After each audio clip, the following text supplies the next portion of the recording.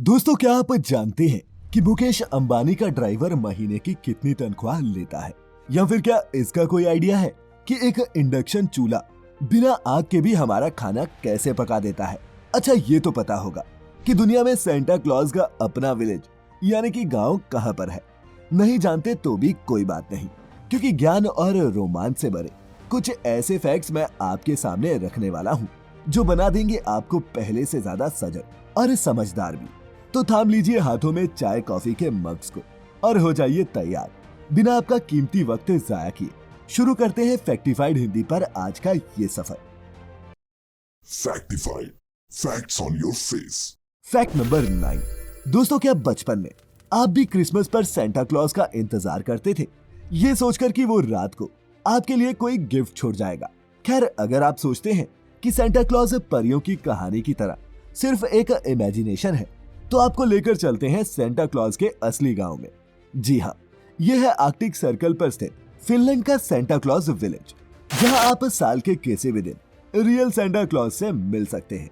रोवानाइमे के पास बसा ये गांव 1985 में सेंटा का ऑफिशियल विलेज डिक्लेयर किया गया था और यकीन मानिए, ये फिनलैंड की एक हॉटस्पॉट टूरिस्ट डेस्टिनेशन भी बन चुका है। मेन अट्रैक्शंस में यहाँ सेंटा क्लॉज पोस्ट ऑफिस है, जहां आप रियल सेंटा क्लॉज को मिल सकते हैं, उसकी वर्कशॉप को क्लोजली देख सकते हैं और रेनडियर स्ले राइड के मजे भी ले सकते हैं। भरपूर स्नो एडवेंचर स्पोर्ट्स के अलावा यहाँ Christmas themed gift shops, restaurants और हॉलिडे होम्स भी हैं, जो इसे एक परफेक्ट हॉलिडे डेस्टिनेशन बनाती हैं। तो क्या आप भी क्रिसमस पर सेंटा क्लॉज के गांव जाना चाहेंगे? नीचे कमेंट करके जरूर बताएं। Fact number 8। दोस्तों, आपने भी बिजली से चलने वाला ये इंडक्शन चूल्हा कभी ना कभी देखा ही होगा। इसमें आग या फिर फ्लेम तो नहीं होती, लेकिन इस पर बर्तन रखते ही वो गर्म होने लगता है और कुछ ही मिनट में खाना बनकर तैयार भी हो जाता है। साइंस ना पढ़े हुए मेरे बुद्धिजीवी दोस्तों को बता दूं कि ये इलेक्ट्रिकल इंडक्शन है, जो डायरेक्ट फ्लेम जैसी थर्मल कंडक्शन से बिल्कुल अलग फिनोमिना है, जिसमें हीट प्रोड्यूस मैग्नेटिक फील्ड और कंडक्टिंग मटेरियल के आपस में होने वाली रिएक्शन की वजह से होती है। एक इंडक्शन कुकटॉप में ऊपर की सेरेमिक प्लेट के नीचे कॉपर की कॉइल होती है, जिसके थ्रू करंट पास करके एक मैग्नेटिक करंट प्रोड्यूस होता है, जो किसी भी मैग्नेटिक मटेरियल के थ्रू अगर पास किया जाए तो हीट प्रोड्यूस करता है। यही कारण है आपने भी देखा होगा कि एल्यूमिनियम या फिर कॉपर के बर्तन इन इंडक्शन कुकर्स पर काम नहीं करते। उसका सिंपल सा कारण ये है कि ये मेटल्स मैग्नेटिक नहीं होते और इसी कारण इन पर मैग्नेटिक करंट का कोई असर नहीं होता। वहीं इन इंडक्शन कुकटॉप्स के लिए लोहे या फिर स्टील जैसे फेरोमैग्नेटिक मटेरियल के बर्तन ही सही होते हैं। Fact number 7। दोस्तों, आपने भी सुना होगा कि अंबानी के घर में तो नौकर भी लाखों की सैलरी लेते हैं, लेकिन क्या आप जानते हैं कि हर जगह साय की तरह इस परिवार के साथ रहने वाले इनके खासम खास ड्राइवर की तनख्वाह कितनी है? अभी बताता हूँ, लेकिन उससे पहले ये बता दूं कि अंबानी के 28 माले के मुंबई वाले घर में 600 लोग नौकरी करते हैं, जिनकी सैलरी 10,000 रुपए से लेकर 2 लाख रुपए पर मंथ तक है। और आपको शायद जानकर हैरानी होगी कि अंबानी के कुछ सर्वेंट्स के बच्चे यूएस तक में एजुकेशन परस्यू कर रहे हैं। बात करें सबसे ज्यादा सैलरी पाने वाले लोगों की, तो इसमें अंबानी फैमिली के पर्सनल शेफ, सिक्योरिटी ऑफिसर और ड्राइवर ही आते हैं। लोकमत बिजनेस की एक रिपोर्ट की माने तो इनका ड्राइवर 2 लाख रुपए प्रति महीना कमाता है। इसके अलावा उसकी एकोमोडेशन और खाने के साथ साथ उसके बच्चों की एजुकेशन भी स्पॉन्सर्ड होती है। अब ये सुनकर अगर आप सोच रहे हैं कि नौकरी छोड़ छाड़ कर अंबानी के ड्राइवर ही बन जाते हैं, तो बता दूं कि ये भी आसान नहीं है। इसके लिए कई टेस्ट और ट्रायल से गुजरना पड़ता है, जिसमें कैंडिडेट के कम्युनिकेशन, टेम्परामेंट और एक्सपीरियंस को परखा जाता है। फिर सेलेक्ट होने के बाद भी बाकायदा ट्रेनिंग दी जाती है, फिर कहीं जाकर आप अंबानी के ड्राइवर बन सकते हैं। Fact number 6। दोस्तों, ऐसे कम ही मौके आते हैं जब गुमनामी में रहकर समाज के लिए काम करने वाले हीरोज को दुनिया पहचानती है और सलाम करती है। लेकिन इस बार जब पद्म अवार्ड्स के लिए कर्नाटक के एनवायरमेंटलिस्ट तुलसी गौड़ा जी अपनी ट्रेडिशनल ड्रेस में नंगे पांव पहुंची, तो इसकी खूब चर्चा हुई। बता दें कि इस साल पद्मश्री से सम्मानित होने वाली तुलसी जी को जंगल की एनसाइक्लोपीडिया भी कहा जाता है। हलक्की ट्राइब से ताल्लुक रखने वाली तुलसी कर्नाटक के होनाली गांव की रहने वाली है। बीते 6 दशकों से भी ज्यादा समय से वो पर्यावरण संरक्षण के लिए काम कर रही हैं। उन्हें जंगली जड़ी बूटियों की अलग अलग प्रजातियों का अथाह ज्ञान है। वो अब तक 30,000 से भी ज्यादा पौधे लगा चुकी हैं और लंबे समय से वन विभाग की नर्सरी की देखभाल कर रही हैं।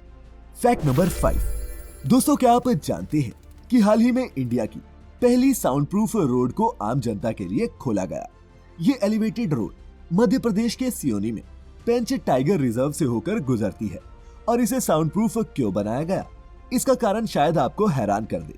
दरअसल पेंच टाइगर रिजर्व में टाइगर्स का हैबिटेट डिस्टर्ब ना हो, इसके लिए NHAI को इस रोड पर कई एक्स्ट्रा अरेंजमेंट्स करने पड़े और इसे नॉइज प्रूफ बनाना भी इन्हीं अरेंजमेंट्स में से एक था। इसके लिए सड़क की दोनों तरफ ऐसे एलिवेटेड स्टील पैनल्स फिट किए गए जो इस रोड पर चलने वाले ट्रैफिक के साउंड को ब्लॉक करने का काम तो करते ही है, साथ ही रात में इन गाड़ियों की लाइट भी जंगल में घुसने नहीं देते। इसके अलावा रोड पर 14 जगह टाइगर्स और जानवरों के फ्रीली जंगल में घूमने के लिए अंडरपास भी बनाए गए हैं। वन्य जाति को ध्यान में रखकर हुई इस रोड डेवलपमेंट के बारे में आपका क्या सोचना है, नीचे कमेंट करके जरूर बताएं। Fact number 4। दोस्तों, यहाँ हम में से ज्यादातर लोग अपनी पूरी जिंदगी पैसे बटोरने और सुख सुविधाएं कमाने में लगा देते हैं। वहीं इसी दुनिया में ऐसे जिंदादिल लोग भी बसते हैं जो हंसते हंसते अपनी गाड़ी कमाई अपने समाज और इलाके की बेहतरी के लिए इस्तेमाल करते हैं। ऐसे ही एक महानुभव है उड़ीसा के गंगाधर राउत, जिन्होंने अपनी पेंशन में मिले 10 लाख रुपए अपने गांव में नदी पर एक पुल बनाने में लगा दी। पेशे से उड़ीसा सरकार के लिए लाइव स्टॉक इंस्पेक्टर का काम करने वाले गंगाधर राउत की उम्र निकल गई, लेकिन क्योंझार जिले में उनके गांव जाने के लिए सालंदी नदी पर पुल नहीं बन पाया। मॉनसून में नदी में जलभराव की वजह से गांव पूरी तरह से कट जाता था और लोग अपने खेतों को भी नहीं जा पाते थे। प्रशासन से मायूस थक हार कर राउत ने 270 फीट के ब्रिज को खुद ही बनाने की ठानी और इस नेक काम में अपनी सारी सेविंग्स और पेंशन से झोंक दी। उन्होंने इसके लिए खुद ही कई पुलों का सर्वे किया और पुल के लिए जरूरी सीमेंट, सरिया वगैरह खरीदा।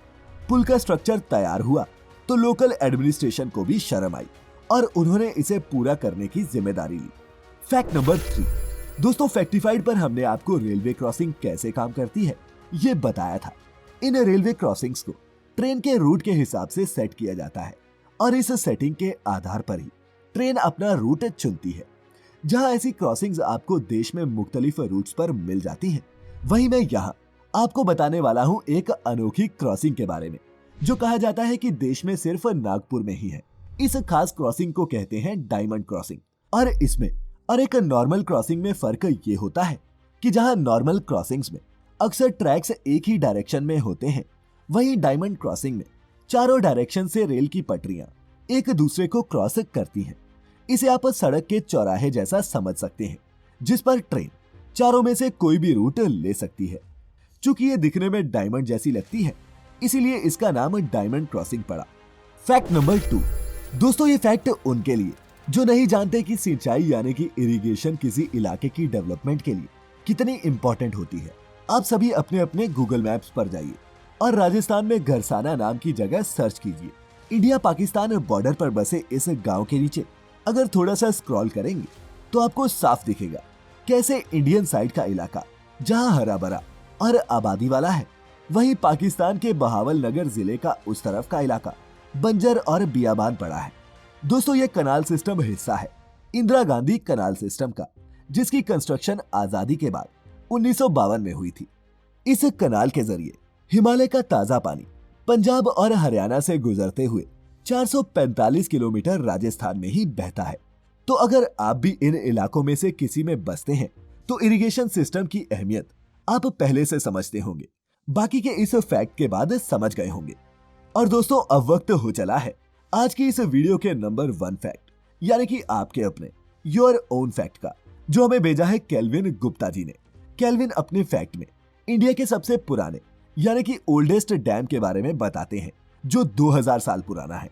जी हाँ दोस्तों, जहां नेहरू जी ने डैम्स को टेम्पल्स ऑफ मॉडर्न इंडिया कहा था, वहीं अपने देश में इन बांधों का इतिहास बहुत पुराना है और कावेरी नदी पर बना थंजावुर तमिलनाडु में स्थित कलानाई डैम भारत का ही सबसे पुराना बांध नहीं है, बल्कि पूरी दुनिया में पानी को डाइवर्ट करने वाला चौथा सबसे पुराना स्ट्रक्चर भी है। इसकी कंस्ट्रक्शन चोला वंश के राजा करिकला ने 100 BC से 100 AD के बीच आसपास के इलाकों में सिंचाई की व्यवस्था देने के मकसद से करवाई थी। और दोस्तों, सबसे हैरानी की बात तो ये है कि 329 मीटर लंबा और 5 मीटर से भी ज्यादा ऊंचा ये बांध बिना तराशे हुए पत्थर यानी कि अनइवन स्टोन से बनाया गया था, जिसने आगे के इंजीनियर्स को डैम का एक तैयार मॉडल देने का काम किया। तो दोस्तों, हम हमेशा से ही नालायक थे, ऐसा नहीं है। कोशिश करते रहे और देखते रहे फैक्टिफाइड हिंदी को यूट्यूब और फेसबुक पर। मिलेंगे फिर अगले हफ्ते कुछ नए और इंटरेस्टिंग फैक्ट्स के साथ। तब तक अपना ख्याल रखें, खुश रहें और इस वीडियो को पूरा देखने के लिए आपका बहुत बहुत शुक्रिया।